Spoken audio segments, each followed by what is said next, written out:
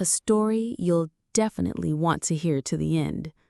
A story of a love that ended, but left a deep mark on the soul. Chapter 1. The wind, smelling of salt and rotting seaweed, mercilessly whipped the hem of my trench coat, as if trying to rip it off and carry it away into the leaden gloom of the Atlantic.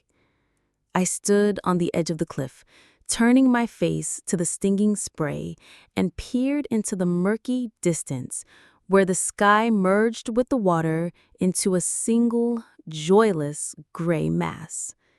The fog, thick as oatmeal, devoured the outlines of the world, leaving only this slippery cliff, the roaring sea below, and me, the sole witness to its fury.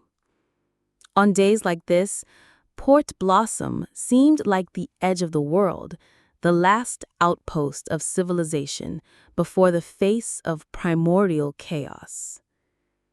That was exactly why I had come here, for the feeling of an end, for the illusion that there was no further path. In my coat pocket lay a revolver, cold and heavy as a tombstone.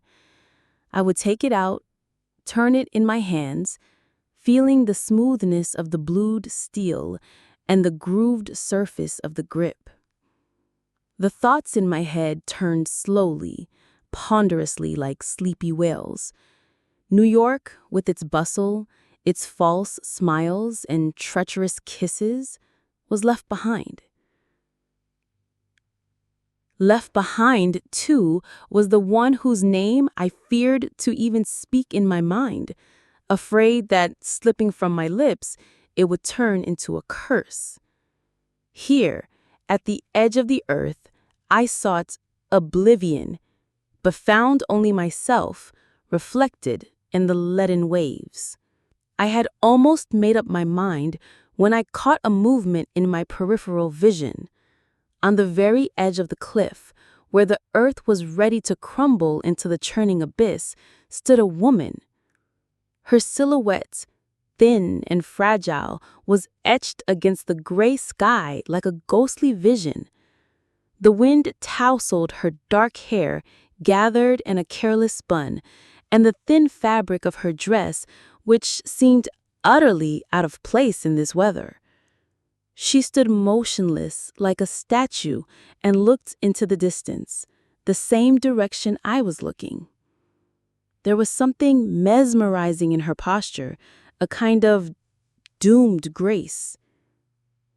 My first impulse was to leave her alone with her sorrow as I wished to be left alone. But something held me back. Perhaps the fear that she would do what I myself had just nearly resolved to do, or perhaps simple curiosity. I slowly, trying not to make a sound, moved along the edge of the cliff. She didn't turn around, even when I came very close. "Not the best weather for a walk, ma'am," I said, trying not to let my voice tremble with cold and inner tension. She flinched, as if waking from a deep sleep, and slowly turned her face to me. And in that moment, I forgot about the wind, the sea, and the cold metal in my pocket. Her eyes, I had never seen such eyes. They were the color of a stormy sky, enormous, sad, and filled with such a universal anguish that my own pain seemed petty and insignificant. A fresh scar, ugly and sharp, like a pen stroke crossing out a beautiful picture, blazed on her pale cheek. "The weather is but a reflection of what is within," she answered quietly, and her voice, low and throaty, seemed like music against the roar of the elements. "And you, sir, have you also come here to talk to the sea?" There was not a hint of irony in her question, only sincere, genuine concern. For some reason, I couldn't lie to her. I came for it to hear me one last time, I confessed, and these words spoken aloud suddenly lost their fatal weight.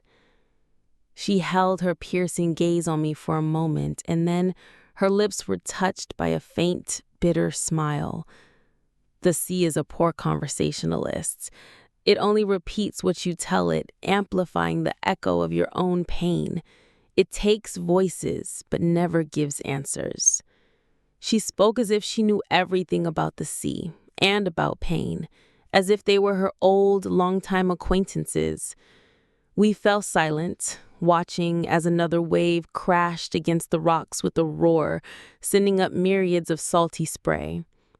"My name is Eleanor," she said suddenly, extending a thin, cold hand to me. There was no coquetry in her gesture, only a kind of childlike trust. "Arthur," I replied, shaking her fingers. And so we met. Two desperate people on the edge of a cliff, two solitudes colliding in the epicenter of a storm that raged both outside and within us. We did not yet know that this meeting on the edge of the abyss would be the beginning of a story that would turn our lives upside down, force us to go through hell and find hope again. A story of a love born from despair, a love that, like a rare flower blooming on bare rocks, was doomed from the start, but for that reason only became more beautiful and tragic. That day, I did not pull the trigger. I put the revolver back in my pocket and, for the first time in many months, felt the fog in my soul begin to slowly dissipate, giving way to something new, unknown, and frighteningly beautiful. Chapter 2. We left the cliff together, unspoken, as if it was meant to be. The wind pushed us from behind, driving us away from the roaring elements into the labyrinth of narrow streets of old Port Blossom. We walked in silence, but this silence was not oppressive. On the contrary, it was filled with unspoken words, shared feelings that would have been awkward for two strangers to put into phrases. We had both just stood on the threshold of non-existence, and this liminal state had created a strange, almost intimate bond between us. Eleanor led me to a small cafe on the waterfront. Inside, it was warm and smelled of fresh pastries and coffee. A mustachioed owner dozed behind the counter, and a fat cat purred in the corner. We sat at a table by the window, and the raindrops, which had started again with renewed force, drummed on the glass, cutting us off from the outside world. "I come here when it gets too much to bear," Eleanor said, taking off her damp coat. Underneath was a simple dark dress, which, however, could not hide the elegance of her figure. The scar on her cheek seemed even sharper in the soft lamplight, and I involuntarily averted my gaze. "What happened to you?" I asked before I could think. The question was tactless, but I had to ask it. She wasn't offended. She only smiled sadly, tracing the ugly mark with her fingertips. "War doesn't just leave scars on the land, Arthur. It brands souls and faces, too." She didn't go into detail, and I didn't press her. We ordered coffee and hot croissants. The warmth and aroma of the fresh pastry gradually brought me back to life. I looked at Eleanor and tried to solve her mystery. Who was she? Where was she from? What had brought her, so fragile and beautiful, to the edge of a cliff in a storm? In her eyes, the color of a stormy sky, I saw not only sadness, but also an incredible strength of spirit, a steel core that kept her from breaking. We began to talk. At first about trivial things, the weather, Port Blossom, the grumpy cafe owner. But gradually, word by word, we began to open our souls to each other. I told her about New York, about my job at the newspaper, about how I had grown tired of the city's hustle and falsehood. I also told her about the woman who had broken my heart, about the betrayal that had brought me to that cliff. I spoke, and I felt lighter, as if the poison that had been corrupting me from within was being released drop by drop with my words. Eleanor listened to me without interrupting, and in her gaze I saw such deep sympathy that I wanted to cry, something I hadn't done since childhood. When I fell silent, she took my hand in hers. Pain is a part of life too, Arthur. The main thing is not to let it consume you entirely. You need to find something to keep you afloat, something bright worth living for. And do you have such a something? I asked. She thought for a moment, and a shadow darkened her face. I did, but the war took it from me. Now I just exist, day by day, trying to find a new meaning. At that moment, a tall man in an expensive coat entered the cafe. He shook the raindrops from his shoulders and swept the room with an imperious gaze. Seeing us, he frowned and strode purposefully toward our table. Eleanor tensed up. Her hand in mine trembled. "Eleanor, I've been looking everywhere for you. What are you doing here?" The man's voice was sharp, commanding. "I was taking a walk, George," she answered quietly without raising her eyes. "A walk? In this weather? And in this company?" He looked me over with a disdainful glance. "Let's go home, immediately." He grabbed her arm, and I saw a grimace of pain flash across her face. Something inside me boiled over. I stood up. "The lady doesn't want to go with you," I said, trying to speak as calmly as possible, though everything inside me was seething with rage. The man turned to me. He was taller than me and larger. A cold malice glinted in his eyes. "And who are you? Mind your own business, pup, if you don't want trouble." "I'm the one who doesn't let women be mistreated," I retorted. Our standoff lasted only a few seconds, but they seemed like an eternity. The air in the cafe grew tense. The owner woke up and watched us anxiously from behind the counter. Eleanor looked at me with a pleading gaze. "Don't, Arthur. Please. Let's go, George." She stood up, and the man, casting one last warning look at me, authoritatively led her to the exit. At the very door, she turned and looked at me. In her eyes, I read gratitude, apology, and some desperate plea. Then the door slammed shut, and they disappeared into the curtain of rain. I was left alone. The coffee was cold. The croissants lay untouched. The feeling of emptiness, which had seemed to be receding, rushed back with new force. But mixed with it was something else. Anger, helplessness, and a burning concern for this strange, sad woman. Who was this George? A husband? A brother? A jailer? I realized that Eleanor's story was far more complex and tragic than I could have imagined. And I realized that I couldn't just walk away. I had to find out what was hidden behind her sadness and that ugly scar. I had to save her. From this George. From her past. From herself. At that moment, I didn't yet realize that in trying to save her, I was saving myself.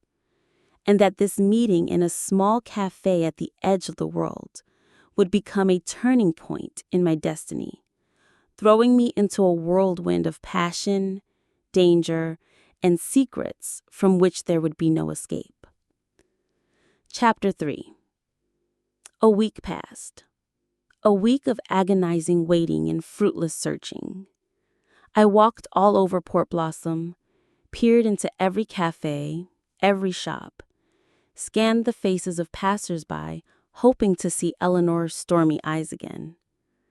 But the town seemed to have swallowed her whole.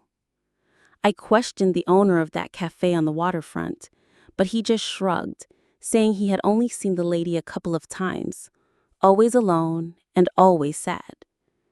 He knew nothing about her companion, George. I was beginning to think our meeting had just been a figment of my imagination, a product of fog and despair. The revolver still lay in the desk drawer of my hotel room, and sometimes I would take it out, feeling its reassuring weight. Thoughts of the meaninglessness of existence began to plague me again.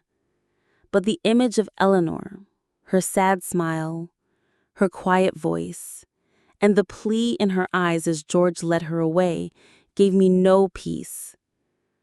I felt that an invisible thread had formed between us, and I could not break it. One evening, as I was wandering aimlessly along the waterfront, shrouded in an evening mist, a ragged newsboy approached me. "Mister, buy a paper. Latest news," he shouted, thrusting a yellowed sheet in my face. I was about to wave him away, but something in the headline caught my attention. In large letters, it read, "Mystery at the old Albatross estate. A daring theft committed."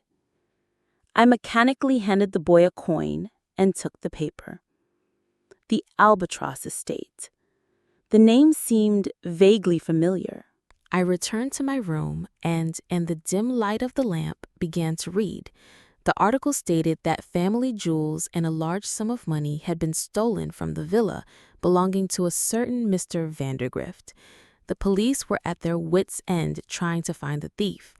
But the most interesting part was at the end of the article. The author casually mentioned that Vandergrift, an elderly widower, had married a young woman of dubious reputation a few years ago, who, after his recent sudden death, became the sole heir to his fortune. The widow's name was not mentioned. My heart began to beat faster. I remembered where I had heard that name. When I had been asking about Eleanor, one of the local fishermen had casually mentioned seeing a similar-looking lady leaving the gates of the Albatross estate, located on the very edge of town, on a cliff. Without a moment's hesitation, I grabbed my coat and ran out into the street. The night was dark and moonless. The wind had died down, and a sinister silence hung over the town. I found the estate without difficulty. It stood alone, surrounded by a high stone wall. The huge, gloomy house seemed to be asleep, immersed in its secrets. A dim light burned in one of the windows on the second floor. Giving in to some irrational impulse, I found a gate in the fence, which to my surprise was unlocked. I slipped inside and found myself in a neglected garden. Old trees cast ugly shadows on the ground, and dry leaves rustled under my feet as if warning of danger. I crept up to the house and peered into the lit window. What I saw made me freeze. In the room, furnished with heavy antique furniture, was Eleanor. She was sitting in an armchair, huddled into a ball, and in front of her, pacing from corner to corner like a predator in a cage, was that same George. His face was contorted with rage. "Where are they, Eleanor? Where did you hide them?" he shouted, his voice full of fury. "Don't pretend to be an innocent lamb. I know you took them. You've always been a lying, thieving wench." "I didn't take anything, George. I swear to you." Eleanor's voice trembled with tears. "It wasn't me." "Don't lie to me." He lunged at her, grabbing her shoulders forcefully. "Did you think you could fool me? Marry that old fool, wait for him to die and take everything for yourself? And I, your brother, am supposed to be left with nothing? I, who dragged you out of the gutter, who gave you everything?" Brother. So that's who he was. The picture began to clear, and a chill ran down my spine at the truth that was revealed to me. "You gave me nothing," Eleanor cried out in despair. "You sold me to that old man like an object. You forced me to marry him to pay off your gambling debts. And the scar? You're the one who gave it to me when I tried to run away. You're a monster, George." "Shut up, you bitch," He raised his hand to strike her, and at that moment, I could no longer remain a passive spectator. I felt for the revolver in my pocket. My hand did not tremble. I cocked the hammer and, kicking in the flimsy window frame, burst into the room. "Leave her alone, you scoundrel!" I shouted. George turned, his face a mixture of astonishment and rage. Eleanor screamed when she saw me. Fear and hope mingled in her eyes. "You?" George roared. "You just had to stick your nose where it doesn't belong.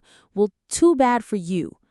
He rushed at me. I didn't want to shoot. I only wanted to scare him, to make him back down. But he was like a maddened beast. He knocked me off my feet and we rolled on the floor, struggling for the revolver. A shot rang out. The roar in the confined space of the room deafened me. George froze. His grip loosened. He looked at me in surprise, then at his chest, where a dark stain was spreading. He coughed, and a trickle of blood flowed from his mouth. Then he went limp and collapsed on the floor. I lay there, stunned, pinned under his heavy body. A dead silence fell upon the room, broken only by Eleanor's quiet sobs and the sound of the wind in the broken window. I had killed a man. I, a journalist who wrote articles about humanism and the value of human life, had become a murderer, and all because of a woman I had known for only a week. A woman in whose eyes I drowned from our first meeting. I looked at Eleanor. She stood with her hands pressed to her mouth, staring in horror from me to the lifeless body of her brother. There was no gratitude in her eyes, only fear. And I realized that in saving her from one monster, I had perhaps become a monster to her myself.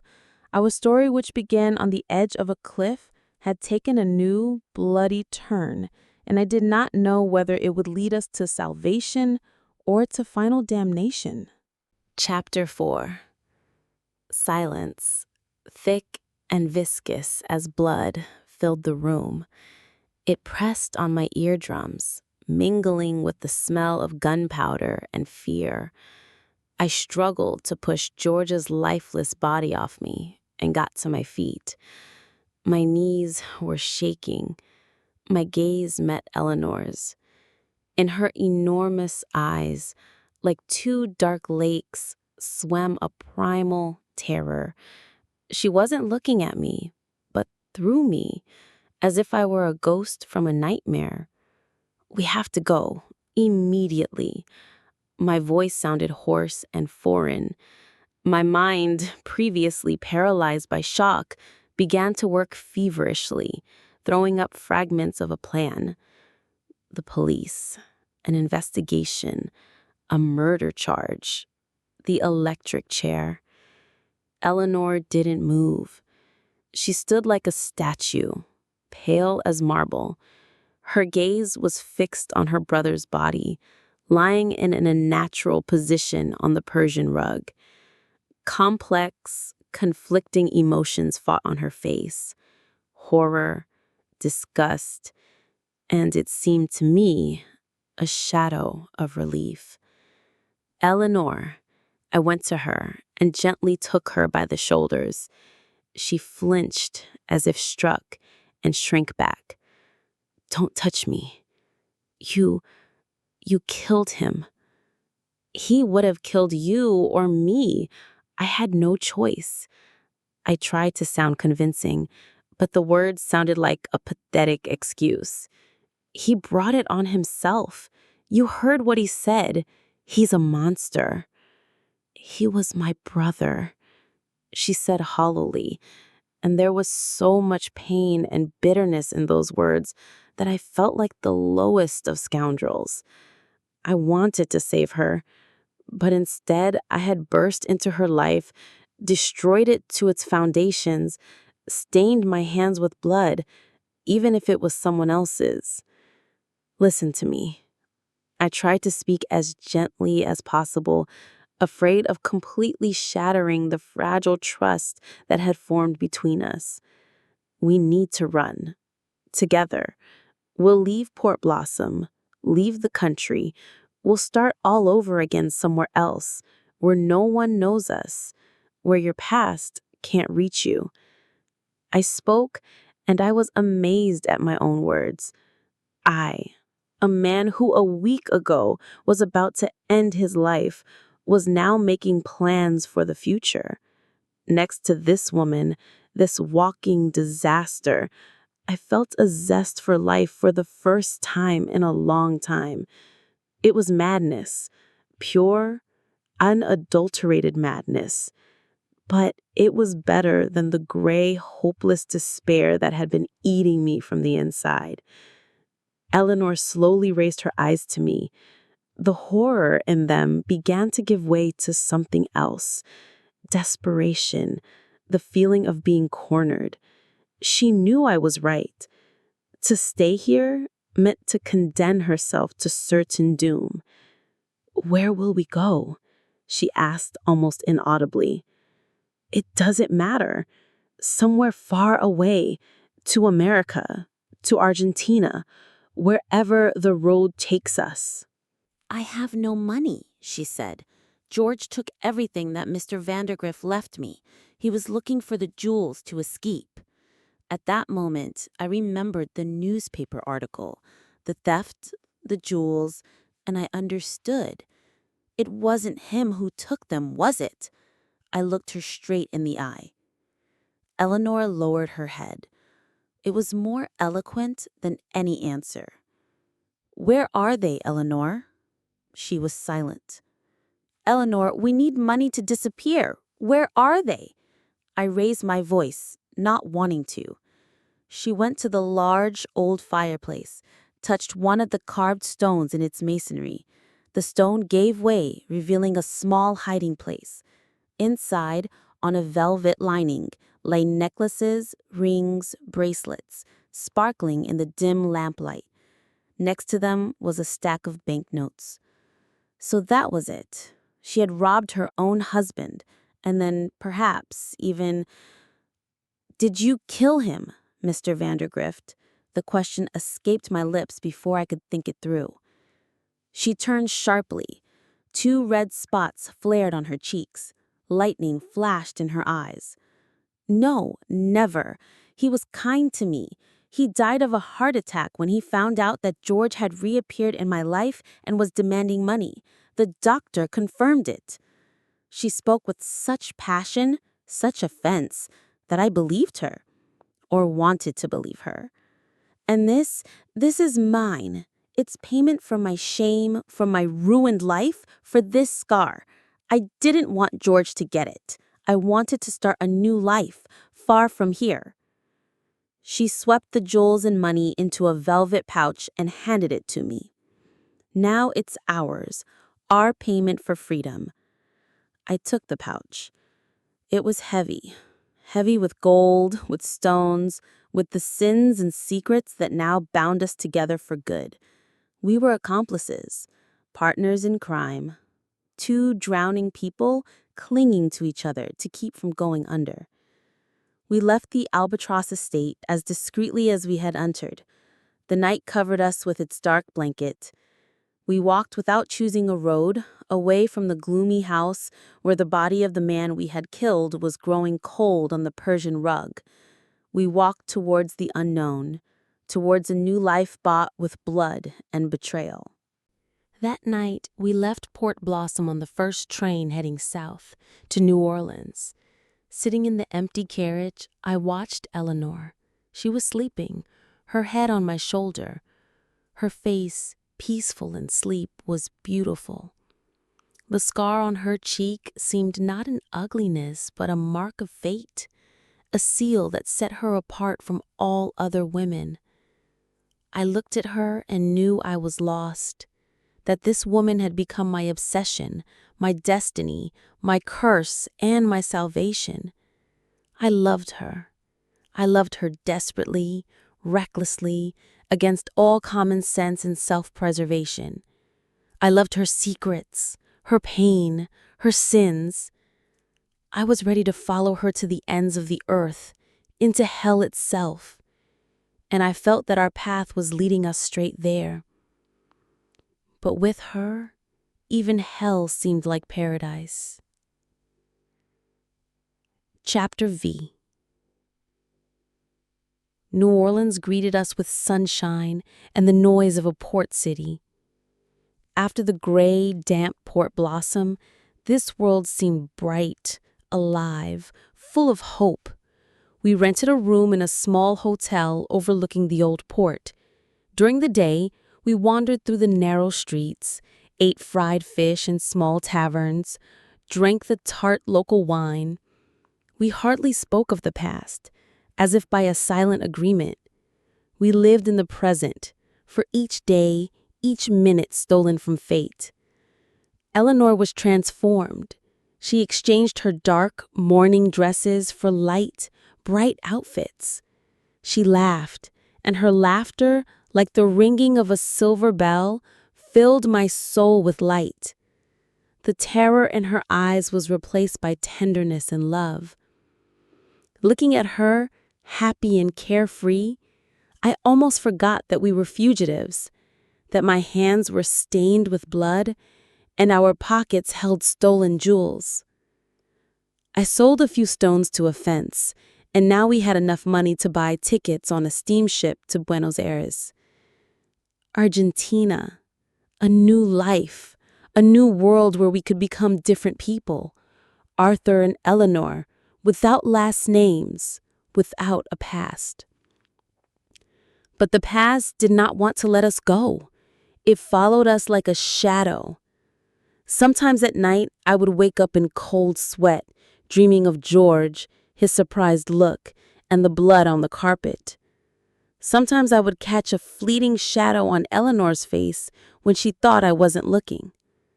We were like two actors, playing the roles of happy lovers. But behind the scenes of our little stage lurked a dark secret. The day before the ship was due to sail, I went into town to buy a few things for the journey. Eleanor stayed at the hotel, complaining of a headache.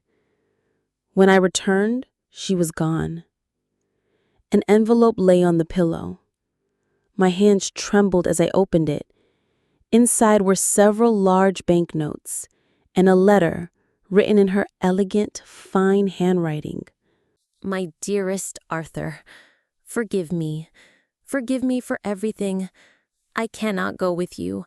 I cannot build my happiness on your ruined life. You saved me. You gave me a few weeks of happiness I never dreamed of. But I cannot let you become a murderer and an exile because of me. The secret of the Albatross estate is far more terrible than you think. I was the one who killed Mr. Vandergrift. Not intentionally, no. He caught me as I was trying to take the jewels to escape from him and from George. He had an attack. I could have called for help, given him his medicine, but I didn't. I just stood there and watched him die. And then I called the doctor and played the part of the grieving widow. And George, when you burst into the room, the revolver was in my hands. I had snatched it from the desk drawer when he started beating me. The shot. I was the one who pulled the trigger in the moment you were struggling. You only gave me the courage to do it. I am a monster, Arthur. Not George. I am. There is nothing bright in me, and I don't want to drag you into the darkness with me. I am leaving. Do not look for me. The police will find George's body, and they will look for you. But I have left an anonymous letter confessing to both murders and giving a location where I am hiding. They will follow a false trail, and you will have time to get on the ship and sail away. The money I've left is all I have. Take it. Start a new life. Forget about me. Be happy. You are the best thing that ever happened to me. And that is exactly why I must let you go. Farewell. Your dearest, Eleanor. I stood in the middle of the room, clutching her letter. The world had collapsed. It was all a lie. An elaborate, monstrous lie. I had been just a pawn in her game. a puppet in the hands of a skilled master. She had used me, my love, my despair, to get rid of her brother, cover her tracks, and escape. And now that I was no longer useful, she had cast me aside like a broken toy. The pain I felt was incomparable. It was sharper than the pain of betrayal in New York, sharper than the fear on the edge of the cliff. It was the pain of total, all-consuming devastation. I rushed to the port.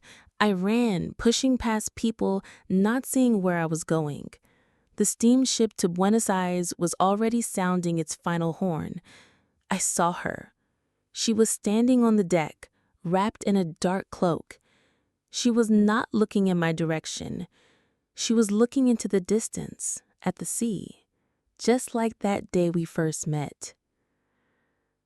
I could have shouted. I could have rushed up the gangplank. I could have turned her over to the police, but I did nothing. I just stood and watched as the huge white ship slowly pulled away from the shore, carrying her away into a new life bought with the price of 3 deaths: Mr. Vandergrift's, George's, and mine. I don't know what in her letter was true and what was false. Was she a cold-blooded killer or a victim of circumstances? Did she love me for even a moment? Or was she just pretending? I will never know the answers to these questions. She left behind only a scorched desert in my soul, and a few weeks of memories of a love that was as beautiful and deadly as a poisonous flower. She shocked me, she broke me, but she also saved me. Because that day on the cliff, I stood on the edge of the abyss, ready to take the final step, and she, appearing from the fog, gave me a reason to live, even if that reason turned out to be an illusion. I did not board the ship. I returned to New York. I returned to my old life. But I was no longer the same. In my eyes, as in hers, a shadow had now taken up permanent residence. The shadow of a love that blossomed against all odds and ended leaving a deep, unhealing scar on my heart. A scar that will forever remind me of the woman the color of a stormy sky, who taught me that sometimes the greatest love is the one that kills you. If you enjoyed the story, subscribe to the channel and you'll hear even more captivating tales.